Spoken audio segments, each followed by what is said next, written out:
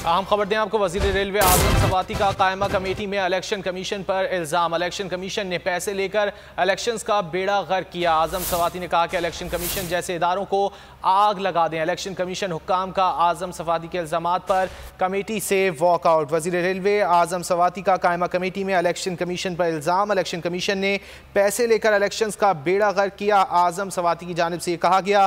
उन्होंने मजीद कहा कि इलेक्शन कमीशन जैसे इदारों को आग लगा दें। इलेक्शन कमीशन हुक्काम का आजम सवाती के इल्ज़ामात पर कमेटी से वॉकआउट। वजीर रेलवे आजम सवाती का कायमा कमेटी में इलेक्शन कमीशन पर इल्ज़ाम। इलेक्शन कमीशन ने पैसे लेकर इलेक्शंस का बेड़ा गर्क किया। तफसीलात जान लेते हैं अकील अहमद से। अकील, मजीद क्या कहना था आजम सवाती का? जी देखिए, बिल्कुल इलेक्शन कमीशन की जानिब से जो है वो ईवीएम पर 37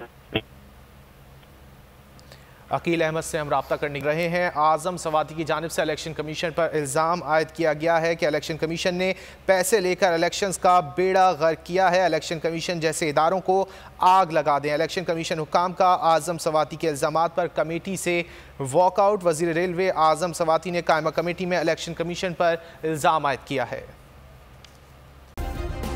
सब्सक्राइब करें और बेल दबाएं ताकि कोई खबर रह न जाए।